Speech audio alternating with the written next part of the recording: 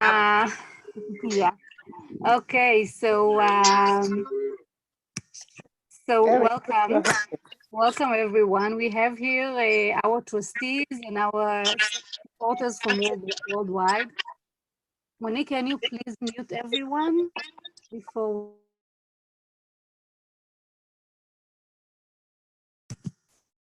Okay, so we are all muted now, except for whoever gets the permission to speak. And we will open later the floor for questions and answers, and we will mainly do it by texting. So Dan will explain exactly how to do it, but you can, if you want to play with it, have a chat button at the bottom of your screen, so you can just text their questions or comments or whatever, and everyone can see them, and we will address everything. So thank you everyone for joining us. This is our first briefing, and I would like to invite Conrad, Dr. Conrad Giles, to open and welcome us all. Connie?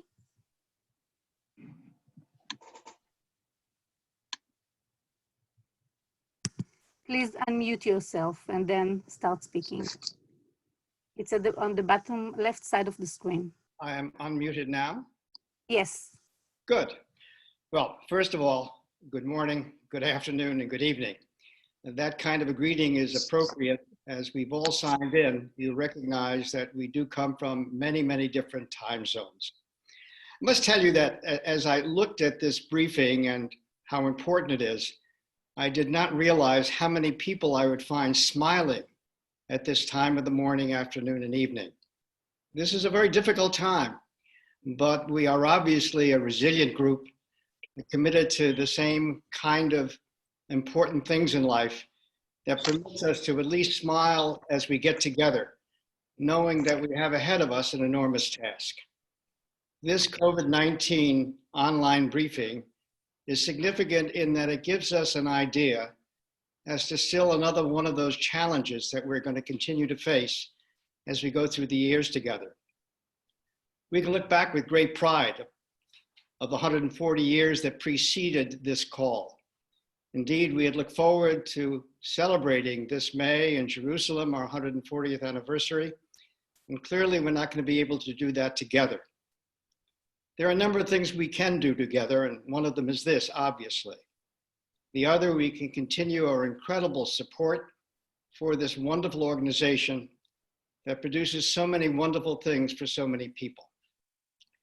I don't have to go over with this group because clearly all of you are well aware of the accomplishments of ORT and its affiliates through the years. Special thanks must go to ORT America, ORT Switzerland, ORT UK, and ORT Canada for their continued support. That continues to be important. A special shout out to the Jewish Federations of North America, from whom we received a substantial amount of money, a small sliver of that which goes to the overseas activities of Jaffe and the Joint, but nevertheless central to our activities. What is clear to me is that while this Passover is going to be an unusual one for all of us, it is a time, at least in the United States, and I suspect that it's a worldwide phenomenon, in which Jewish families gather for this important two-night and more, but the important night, 2 nights event, in which we sit at our Seder, pray together, talk together, analyze, remember where we came from, and most importantly, what we must do as we continue on as a people. The coronavirus will not keep us apart. The coronavirus will not stop us from doing what we have to do to serve the thousands of youngsters, through over 300,000 this year on the 5 continents and the 30 countries that we serve on a daily basis. None of this is possible without the help of each of you. This is a time in which we are going to be called upon to do even more when many of us sense that it's going to be more difficult for us to do that. This is the challenge. I'm often reminded of the fact that one of the axioms that is frequently thrown out there when we look at the vast needs of our people is that the needs are infinite. It's not true. They're not infinite. They're finite. We just don't meet all of them. It's unlikely we ever will. but it should never stop us from attempting to meet those finite needs. With your help and God's help, I believe we can do this. We're about to hear experiences from 4 corners of our vast ORT universe, from Italy, Latin America, Israel, and Russia. Obviously, each has their individual challenges. I'm confident that just as we have in the previous 140 years of our existence, that our excellent and outstanding educational network, its professionals, will continue to do the job in spite of the challenges that they face. So join with us now. Let's listen carefully and recommit ourselves to doing what we've always done. Take care of the thousands of youngsters whose lives we have helped to improve through the years. Thank you so very much for being here today. I now would like to introduce a friend, and certainly somebody who I've looked at from a distance and now more recently up close, somebody who served as our interim director general in a short period of time between Shmuel Sisso and Avi Ganon's terms of office, and who now has taken the reins as the interim director general of World ORT in London. He's a dear friend of mine, an accomplished executive, and I look forward to hearing his comments. Please, Dan Green. Thank you very much, Connie, and I'd like to thank everyone again for joining us on this really important briefing to really give you an update on the impact of the coronavirus on our school network and our programs around the world, and of course what World ORT's response to that is. So before I introduce our 4 keynote speakers from around the ORT network, I just want to give you a little bit of an update on what's been happening and how World ORT has been responding. It's been exactly 4 weeks since the first school from the ORT network in Milan closed its doors. And just last week, the final school, one of our most recently affiliated schools in Singapore, shut its doors. So obviously, inevitably, this means that all 49 of our schools and universities have now closed and obviously moved all of their programs and curriculum online. And sadly, we're not immune to the ravages of the virus itself. Today, I was on a briefing with the president of ORT France and the CEO of ORT France to hear about their experiences, and they told me, unfortunately, that 2 of our students' parents had passed away in the last few days. And indeed, the principal of one of our schools in Villiers-le-Bel, just north of Paris, a dear executive of ORT, Moses Tibi, has been very, very ill over the last week and 10 days in a hospital in Paris. So our thoughts and prayers are, of course, with them, the bereaved and their families, and those still fighting for their lives.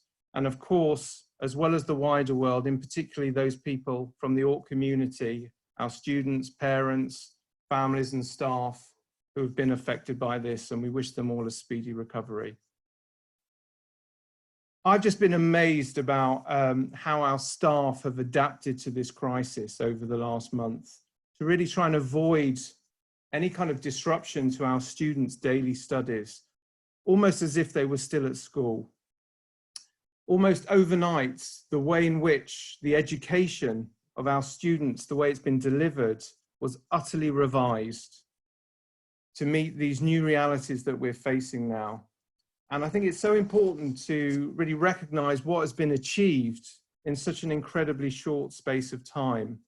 We've been discussing over the last week in ORT about how whilst our activities and our students and teachers are not on the front line, those of course are the doctors and nurses and medical workers and caregivers, but we really feel that we stand immediately behind the front line of those medical workers, providing the educational support that allows young people to continue their education at home, and also enabling their parents wherever possible to continue working. So I want to pay a special tribute to all of our teachers and support staff who have worked tirelessly over the last few weeks to make all of this happen in an incredible way. Thank you to all of them. Now, we've been working and communicating very, very closely on a daily basis with all of our staff around the world, listening to them and trying to understand what their needs are at this difficult time, to see if that we can find a compelling need to put to our supporters in the world to help us support us and support those people at this difficult time.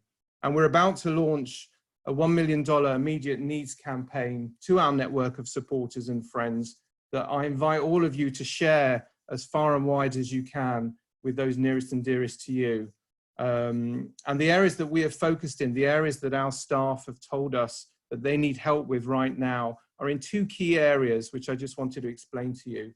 One is in the support of distance learning. Naturally, all of our education and curricula has moved online. So enabling and helping facilitate that to happen, which practically means putting a laptop or an iPad into the hands of those students from perhaps needier families who do not have those resources to have that at home, to enable them to continue learning, and to enhance the technology in our schools, and to provide teacher training for our staff so that they can adapt even more quickly to delivering those core lessons for our students on a daily basis. And the second level of support is tuition fee support. We can predict, unfortunately, the economic impact that this coronavirus will have on many of our families, our students and their parents, those families around the world. And we unfortunately anticipate hardships for some of them, perhaps for many of them. So enabling them to continue to pay their school fees when they return is something that we want to proactively look at to create a fund to help those people in need. And we're so lucky in ORT because we have the benevolence of one of our most outstanding patrons and supporters, Jean de Gunsberg, himself a descendant of the de Gunsberg family, which set up this organization, as Connie said, 140 years ago in 1880. And he's given us a challenge.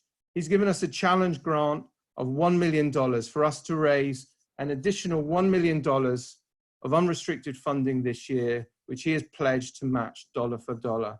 And that's an outstanding piece of generosity and leadership that we hope we can leverage this year to enable even more students to benefit from that. And World ORT itself has been reacting in many different ways. One of the things that I've really appreciated is when a call of action went out to all of our supporters around the world to ask for virtual volunteers. Obviously, the students love hearing from their teachers, but why not give them the opportunity to see online and benefit from people like yourselves on this call who may have their own area of expertise that they can help deliver on a one-off seminar to our students. So really putting you and connecting you directly with our students. And I would encourage anyone who feels that they have a particular skill or area of expertise that they'd like to share with our students at this time to give them something a bit different from their regular studies, then we'd appreciate you stepping up and meeting that challenge as well. And a final word on something I've noticed from the network. You know, you often see, I think, in a crisis, the way people do step up in the most remarkable ways. And I'm not going to go into too much detail because I'm sure some of our invited guests will talk about this, but some of the chesed projects, some of the altruism, some of the amazing community-minded initiatives that especially our students, young people, have shown to elderly and more vulnerable members of their community in terms of delivering care packages and sending messages of support and goodwill to show that they are not forgotten in this difficult time. I'm just amazed at that burgeoning ideas of innovation and willingness to help. It's just been fantastic to see. So as Connie said, this is our 140th year of existence. It's our anniversary. We should be celebrating, and we can't really celebrate in the way that we meant to, but we can draw on our reserves of resilience and resourcefulness and adaptability as we've done over many, many decades in our history, as we did in the ghettos of Europe where we continued our programs, as we did in the DP camps when Jews were waiting to sail to Israel and to America, continued our programs. And we will continue now, we will endure, and we will come through this with an even stronger bond between our network. You know, we're in the midst of extraordinary times now, and we're faced with fresh challenges every day, but I believe that fundamentally we are equipped to deal with them. The Chief Rabbi of the UK and the Commonwealth, Chief Rabbi Mervis, said last week, he said that since 1945, we've lived in the post-war era. And now from 2020, we'll come to know this time as the post-virus era. And I believe that when we're through this, we in ORT will all look back, not only with great sadness, but with pride in how we've dealt with these huge challenges presented to us. So now I'd like to introduce to you our four speakers who I'm delighted are going to give you a more in-depth report from their own countries and their own cities. They are, you're going to hear in a minute from Misha Lbkin, who is an ORT graduate and now the National Director of ORT Russia, Amelieberaha, who is World ORT's Coordinator of Education Programs in Latin America, Amos Gofer, who's the Director of Kfar Silva, World ORT's Youth Village in Israel near Ashkelon. And first I'd like to introduce to you Dany Maknouz. She's a teacher and the ORT representative to the Della Comunicata Ebraica School in Milan. So I'm going to ask Dany to speak in a few seconds. Before I do that, I just want to say that after the four speakers, Amos is the last speaker in Israel. Hopefully there'll be time for a few questions. You should by now have figured out the Zoom group chat. If any of you would like to ask a question, then please send a message on the group chat to me privately, not to the whole group, but to me privately. And then I'll try and come to some of you afterwards and ask you to speak, just so we can keep some decorum in here. So without further ado, I'd like to ask Dany from Milan, Dany Maknouz, to unmute yourself and give us your report. Thanks, Dany. Thank you, Dan. Thank you, everyone, Arital, to invited me in speaking. And I would like to share with you what is the current situation in Milan. And I have to say that in Milan, the emergency situation is still very high, with a current average of more than 600 deaths per day. Our hospital services, one of the best in the world, are exhausted, and there is no room, no bed for everyone. However, the situation is improving since nobody can leave their houses unless they have small, urgent activities, and this lockdown is going on for about a month now. The Jewish community lived many bereavements and pains. Many people passed away. Social services are making the maximum possible effort to assist the elderly and the needy by bringing expenses and food, including kosher Pesach supplies. What challenges are we facing and how are we dealing with them? We're facing challenges on several fronts: health. Fundraising for civil protection and health ministry is aimed to build new and additional intensive care facilities and hospital beds and campus currently lacking. And this is made in record time. We are trying to do it in record time. We are trying to produce or buy collection of respirators and other equipment, including health masks, to be provided to the population. We don't have enough. From a social point of view, we have to support the elderly, the needy, the sick, the new poor. The Italian government has allocated funds to support companies with potential layoffs and support for families in the short term. Long-term consequences are uncertain and the situation looks difficult and hard. The Jewish community of Milan is activating all of its human and operational possibilities, but when the quarantine ends, The various uneasy situations we will face will appear in all their urgency. From educational and scholastic point of view, on one hand, teaching continues with enormous commitments from teachers and students through online platforms such as Zoom, interactive remote activities, production of new and creative exercises by students. But on the other hand, the economic difficulties of the moment have led families to stop paying school fees, and the Jewish community and Jewish school are facing serious difficulties in paying salaries at the moment, leading to the point where they are forced to put teachers in cassa integrazione, is the suspended employment, partially supported by government, but it's a really bad situation. What can we share with you as a best practice? The advice is to activate and follow social interaction distances as much as possible to avoid the spread of the virus, in particular towards the elderly. Provide social services for the needy, especially to help people who are unable economically or physically to shop or take care of personal medical care needs. It is important to verify that everyone has access to a computer network, to encourage smart working and connection also for educational purposes, but not only for that. Also, to avoid isolation feelings. Everyone, young and old, should be equipped with functioning telephones and computers, but also with free data and telephone connection if necessary. Here in Milan, the young people of the community have created a solidarity network to keep the telephone company for the elderly and for people who live on their own, as well as providing home delivery services.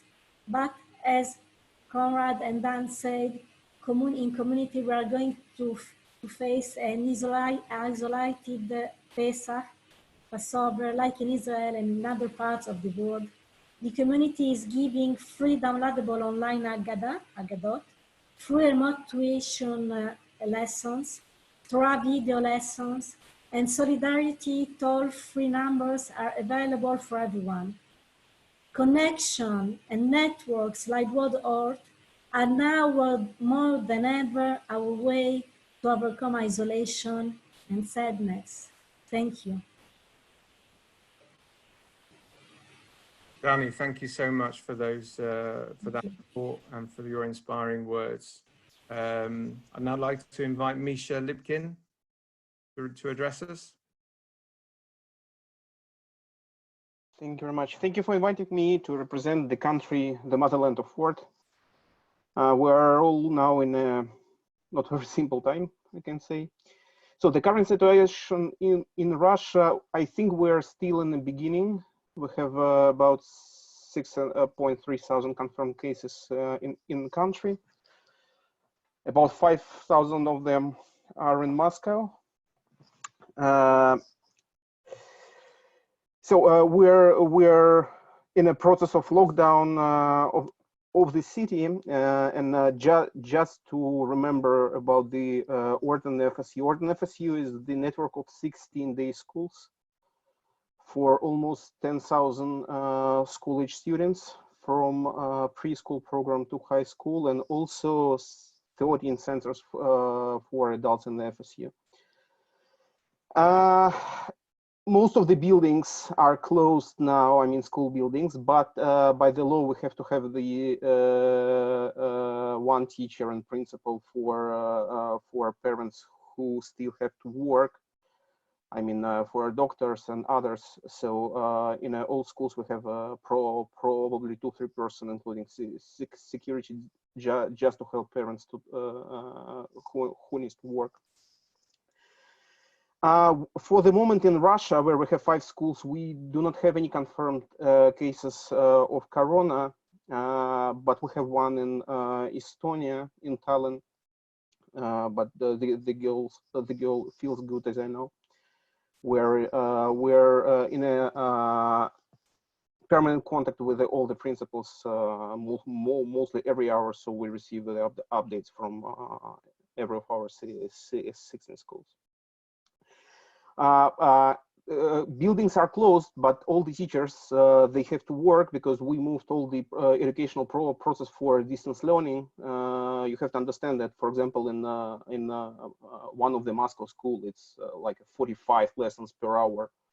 So it's a huge educational system, and we are going to the principle where every student in a primary school has at least 2-3 hours of online lessons per day, and for high school and middle school, it's about I can say from 3 to 5 hours per day. And also we support a lot of different informal activities, because we need not only to educate people, to educate our students, but also we need to support our students. We need to support teachers. We need to support sometimes parents.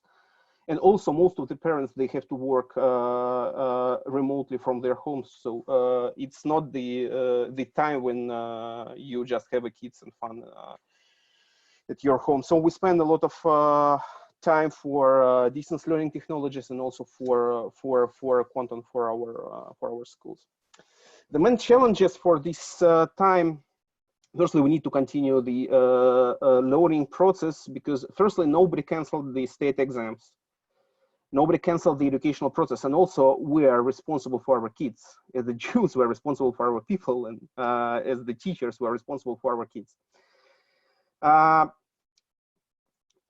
It's an interesting, because because of ORT, most of our schools, they already had a lot of developed resources for distance learning, because we used some parts, some tools of distance learning technologies during the educational process. But it doesn't mean that the schools are ready for the converting or reinventing, I can say, the full process to the distance model. So it's we spend a lot of time and efforts for teachers training. We had an offline courses for teachers when we put them in one class and train how to use Zoom, how to use many different other different tools. And then we moved to online. We on everyday basis, I can say on every hour basis, we support our teachers how to use the technology. The other thing, we need to re-coordinate inside of the schools, because it's the distance learning is not the copy of classical learning, but online. You need to synchronize between teacher. You need to balance between homework and classwork, all this stuff. Another big problem is the social diversity we have in our schools, including teachers, including students. So especially in some regions, we have up to 25% of teachers who don't have enough good facilities to make distance learning. I mean, equipment, including laptops and cameras. Of course, we gave all the equipment we have in our schools to teachers, but it's still not enough. And the same situation with the students. About the 10-20% of students, it depends on location, of course. They do not have a good laptops or good enough tablets. And it's a common situation when you have 3 kids at home and only 2 computers or 1 computer, but the parents, they still need to work remotely. So it's a big challenge for us. We're thinking how to deal with this. Another problem with is the inclusive education for kids with special needs. Some of our schools, they have one of the best in Russia, I can sure what I'm saying, of educational model for of inclusive educational model mostly for kids with autistic disorder, with autism. So it's not the question you can just convert it to online, because you need to work with the parents, because parents took the role of tutor, and this is a different role than mother or father. It's a really big process. So we spend a lot of efforts for this, also for support parents. Most of the schools, they established like a hotline, psychological support hotlines, both for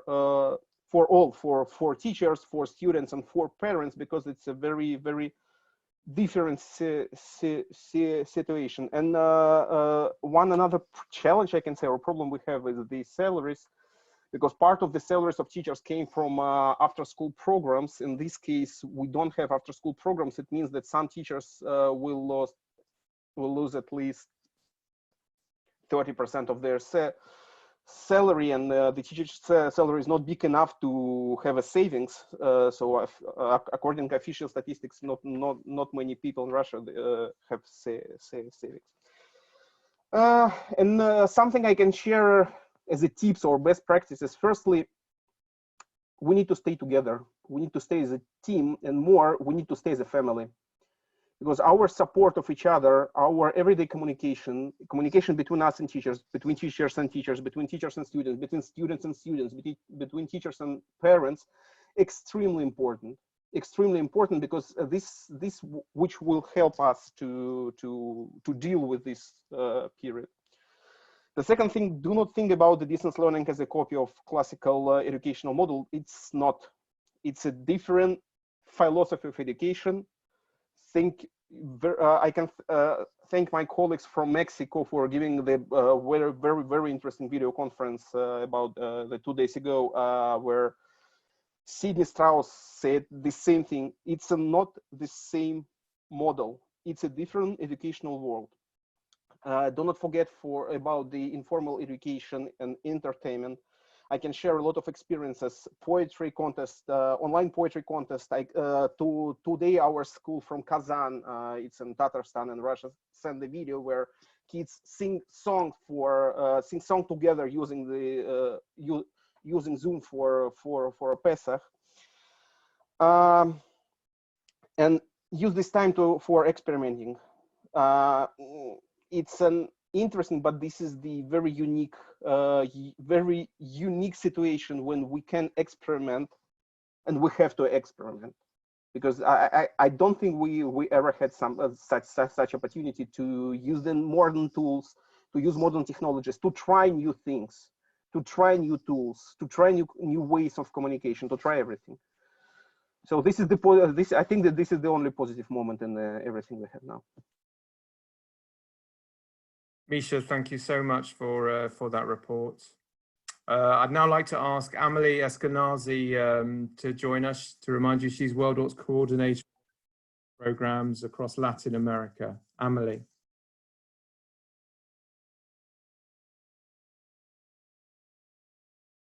Hi, thank you so much. After hearing my two colleagues, Misha and Dany, well, there are many similar things going on with Mexico, although we obviously are not at the top of the mountain as you are, Dany. But I see myself at some point where you are.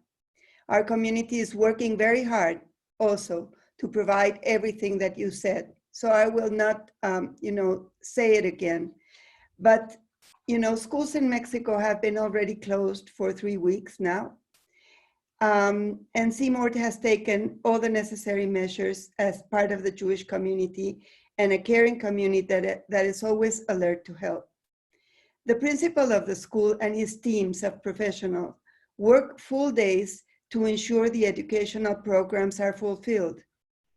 And they are doing it successfully, thank you to the technological advances and the preparation that the teachers carry out. It is important for me to mention that World ORT has played an important role due to the vision and training of the coordinators and teachers who have received courses they have given, as well as permanent and constant training that the school provides and is always attached to World ORT. As a school is a place to socialize primarily, a part of the academic program, the director has worried about the students not to be isolated, but they have all the time open sessions using Zoom, so they are united, sharing experiences. From the youngest children of K1 to high school, they are online several hours a day with the support of parents and of teachers at all levels. For example, a very small thing that for the small children, is very important is not to be isolated in their birthday. So they celebrated online in contact with children, parents, and especially with children in the most vulnerable conditions. They also do some things besides the academic programs. For example, a small child can give a yoga class online, and meditation classes are taught by students and professionals. There is a crisis relief project with professional psychologists for the teachers and parents that provide counseling on a regular basis.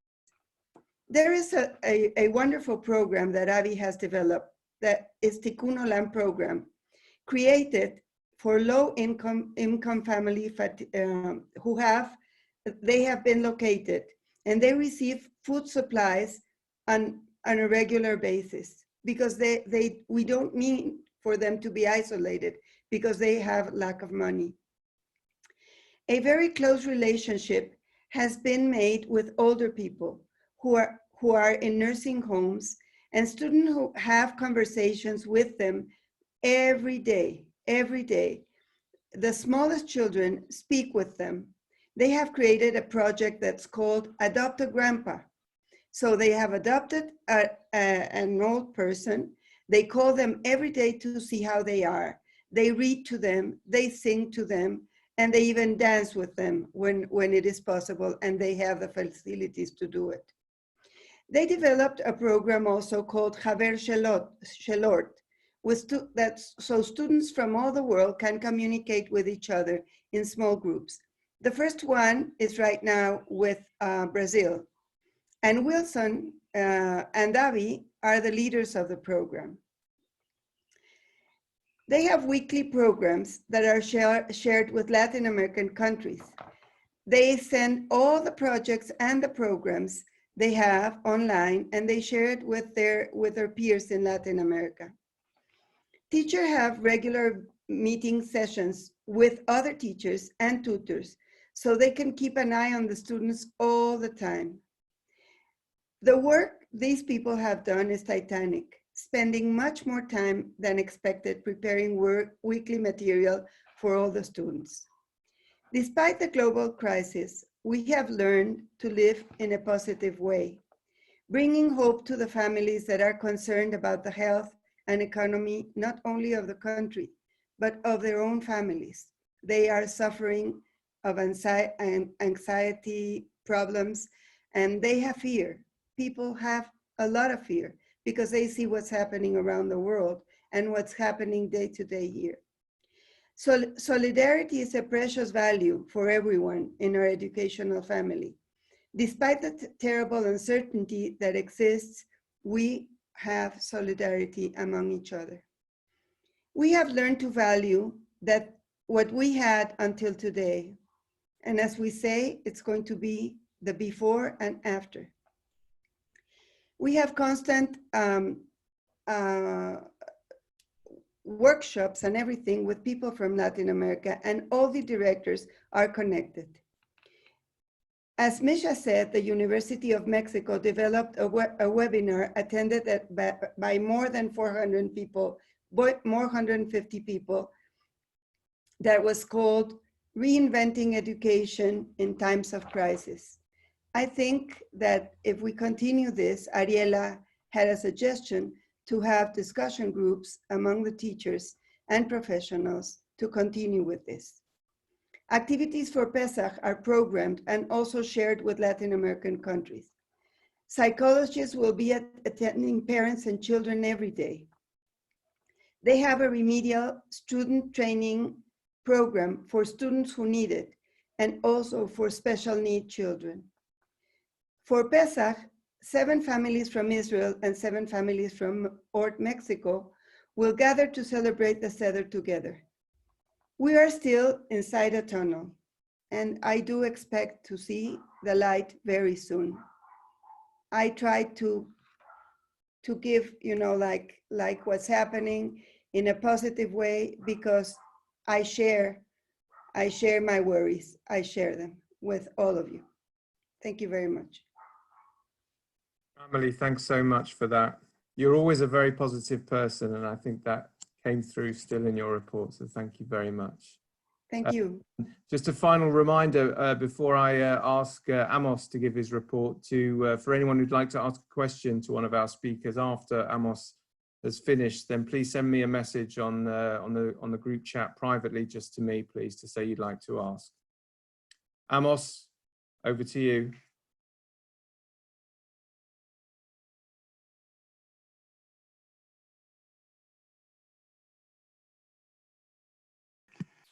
Amos, please unmute yourself. We cannot hear you.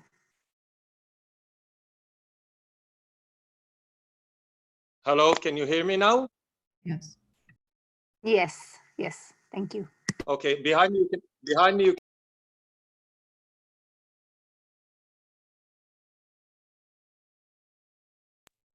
helping us with the Amos, it's very hard to hear you. knowledge. Maybe you can Can you stand, hear me? maybe you can move less. Can you hear me now, Avital? Yes, now we can hear you.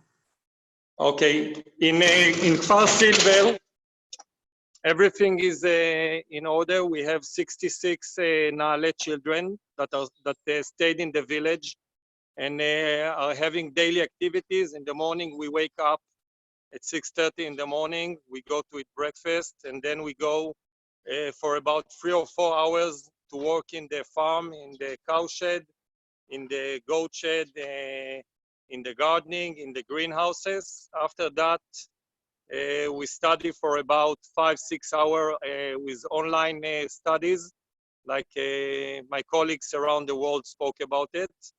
And in the afternoon, we have all kinds of sports activities, art activities.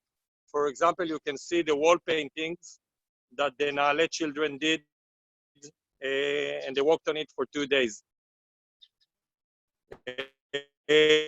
Like my colleague says, we have a lot of difficulties and challenges during these hard times because some of the children's parents are sick with corona. In Israel, it's getting bigger and bigger.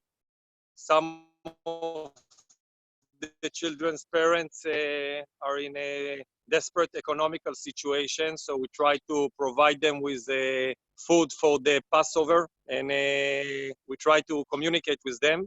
And like Dan said in the beginning, we have a lot of problems communicating with the unprivileged children because of their economical situation. They don't have computers in their houses, and I think it's a great idea that we can help them. From Israel, in my point of view, I see a lot of hope and energy. When I see this painting behind me that the children did themselves, I know that nothing can happen. I know everything is going to be okay.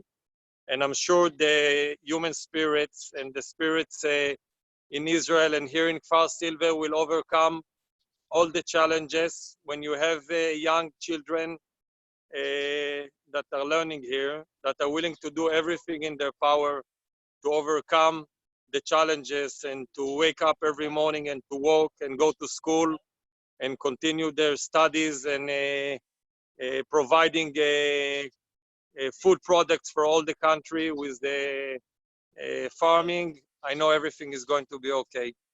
And from here, from Israel, in 2 days from now, we are going to celebrate the Passover on the main grass behind me in Kfar Silver, when we wanted to hospitalize you, all of you, on May, and I'm sure we are going to do it in a few months from now when the Corona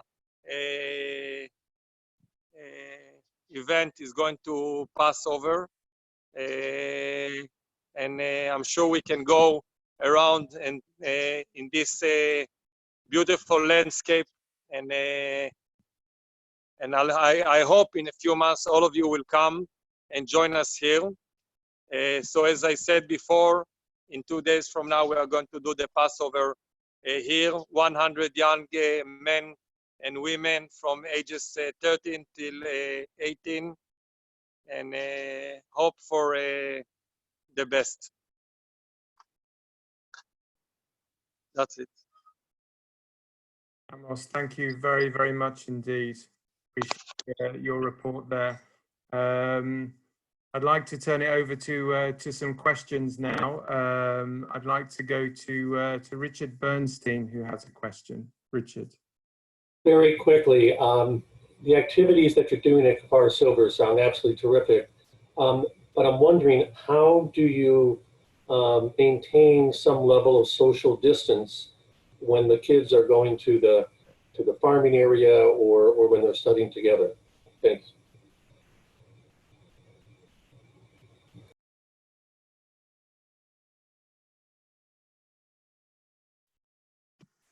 Amos, please unmute yourself. Okay, it's okay now?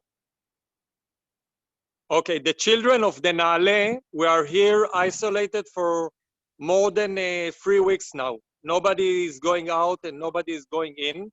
They are like one family, and we are not allowing any adult to come close to them. For example, even myself, I will never come close within a 2.5, 3 meter distance. I will never touch something that they touch. So they are like one big family. Like you have a family of 3 children, here we have a family of 67 children. So far, all of them are very healthy. We are giving them every day. The nurse in the village checks their temperature, and so far, all of them are healthy. Also, we take a lot of cautions in the dining room, that all the workers and all the staff, we also take measures of body heat every day from them, and they work with gloves, and we try to do everything as safe as possible. The corona is all around us. For example, Ashkelon, which is less than 10 kilometers from us, something like 5 kilometers, it's a city that they are going to close maybe today, maybe tomorrow. They are going to shut down the city because they have a lot of a lot of people that are sick with corona over there. But luckily, so far, in Kfar Silver, nobody is sick as far as we know it. Great, thank you. Thanks, Amos. Thanks, Richard. I'd like to ask Eva Gans to ask her question, please. Please unmute yourself, Eva. Yeah, no, I think my question was just answered. Thank you. Okay, great. Thank you. I'd like to ask Vladimir Drabinsky of World ORT fame has a question.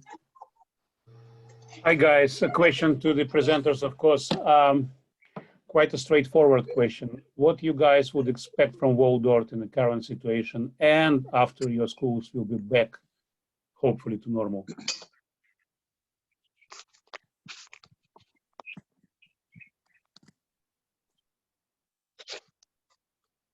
Anyone can answer that. I can say from Misha, Dany. Could I answer it? Oh, I'm Sure. sorry. I'm sorry. No, Oh, Amelie, sure. please, Amelie, after I will answer. Okay, what people are asking is what will World ORT do in order to have us together, like discussions or children talking together or being what we are, a great family. For example, Avi told me that they would like to have a webinar with a small one, not such a big one, but in order to discuss teachers and coordinators and people from maybe the middle level, in order to have things that they could discuss together, feeling that they are part of this family, which in Latin America, I can tell you, all the countries feel that. They are grateful, you know, that we are all the time together and we are all the time talking to them. But it would be very nice to have, you know, in a regular basis, webinars or like this one, like Zoom conversations, where they can share at least, you know, half an hour, 45 minutes with a regular meeting where teachers and, you know, they could share things together. Obviously, there are countries that need the help, you know, so that every student has a laptop and every student is communicated, as Dany said. It is very, very important for all of us to be together because we really don't know the time when this will end. Everything is uncertain at this moment. From Thank you, Emily. I will say something difficult, but I will try to say that we need two kinds of help. The first one is World. If World could help us to survive like school, like a Jewish school in Milan. We don't know if there will be a high Jewish school in Milan after coronavirus, because this situation will be very, very difficult to manage in terms of economic possibilities to open again the school after all this economical deficit. So if possible, if I can have a dream, I wish to have an economical help, not to be rich with many laptops or something like that, but to be there like Jewish community, like Jewish school tomorrow. And this is not so clear, so regular. We don't know if there will be again a Jewish school tomorrow. So I hope to be that my school will survive to coronavirus, my Jewish school, high school. This first of all. Second, I think we need to let our students dream a future. They are closed in their little room or big room, I don't know, rooms. And I don't know, I think about my older students, and they don't know how will be the university, how they could overcome this and go and study in university and have a job. So I think that online courses can help young people to imagine themselves in a more high situation of working and studying and be normal, and that's all. So it's two kind of very difficult situation. One economical situation and help, the other one educational. Is the heart of the World ORT. It's always economical support and educational support, and I hope that you could help us to be there tomorrow. Okay, Dany, thank you so much. I'm just I'm mindful that our allocated hour is nearly up. So Done. Yes. I would like to take this advantage, this opportunity, first of all, to thank you in World ORT and to thank Kadima Mada. I see this Corona thing as an opportunity for a lot of things. I think things are going to be better in a few months. I think humanity, always after big tragedy, is moving very fast forward. And this conversation gives me a lot of strength and energy to keep up with the children, with all the staff that I have here, and all the amazing people in World ORT and Kadima Mada, and I'm sure everything is going to be okay. Some of the things, of course, is about finance, but I think most of the things are about the human spirit. And I have to say this because when I see the children here in Israel, and I see this amazing village that is almost 70 years old, I know everything is going to be okay, and I want to wish all the people around the world good Passover and to give them energies from Israel. Thank you, Amos. Thank you very much.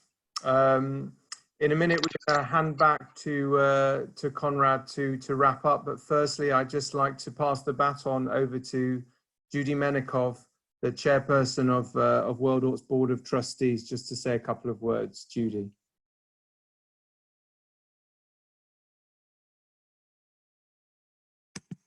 Judy, please unmute yourself. We cannot hear you. Yeah. Okay. Yeah. Yeah. I was asked to bring Passover greetings, and I will say that of the notes I jotted down to myself, almost everybody has said what I would have said, but I think it bears repeating.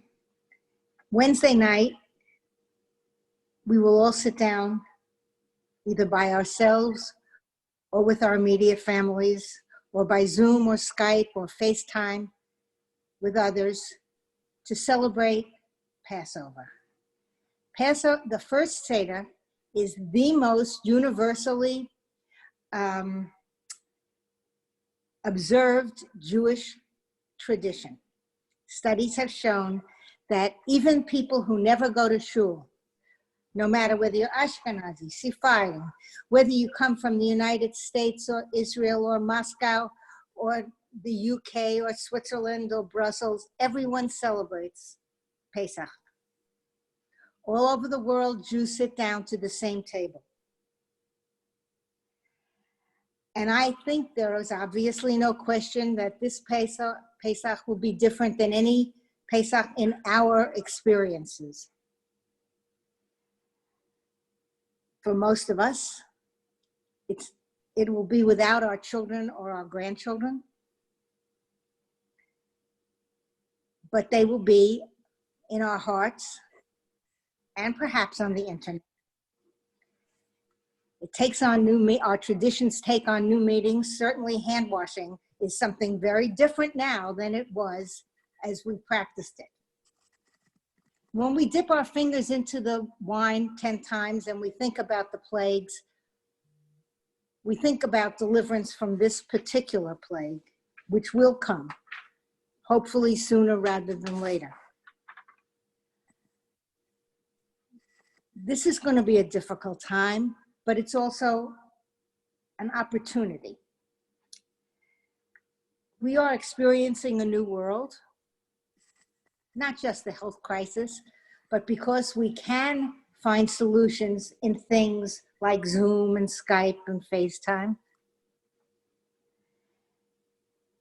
But it's an opportunity for us to think at our Seders, not only what we have and what has happened, but to think about those who do not have what we have and how we can help them. The Haggadah says to us, to each and every generation, we are expected to view ourselves as we ourselves had left Egypt. But that's more than a declaration, and it's more than a comment to us as individuals. It's a commandment to be part of a community, not just as individuals, again, not just as families, but as part of a global community. And I know that everybody who's participating on this call feels a part of that community. I know that we are over 100, but we represent 300,000 families, all part of the same family. And to each of you,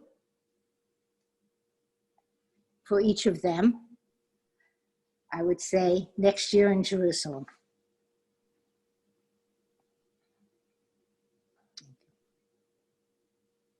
Amen. Thank you, Judy. Thank you very much. Connie, if you'd like to wrap up for us, please. Okay, I'm unmuted here. Am I unmuted there? Yes. Reflecting back, first of all, thank you, Judy, thank you, Dan, and thank you especially to the four presenters. You've heard four very different presentations from four marvelous, dedicated, committed professionals. The needs are clear, they're changing, they're increasing. We do have our obligations, since while we have needs, we also have the need and the ability to help out in this incredible situation. I notice on my screen to the right that while we started out with about 102 participants, we have 81 remaining. I compliment you on your staying power, on your continued interest and commitments. What is clear to me is that we need each one of you. And therefore, as befits somebody who believes that the Surgeon General has gotten it right, I present to you a final message. Please stay 6 feet away from anybody you don't know and love. And when you're out and about, wear the mask. We need each of you, not only today, but for as long as the Lord blesses each of us with the lives that we are now leading. Thank you so very much. Chag Sameach. Thank you, Connie, and Chag Sameach. Goodbye, everyone. Chag Sameach. Chag Sameach. Chag Sameach. Chag Thank you. Sameach. Chag Sameach. Bye-bye. Sameach, everyone. Chag Sameach. Chag Sameach, everyone. Chag Sameach. Chag Sameach.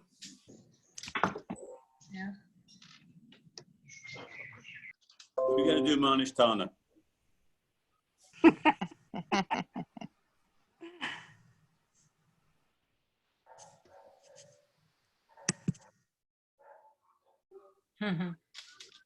That's great. Elvis is leaving the building. Chag Sameach. Oh, Mark.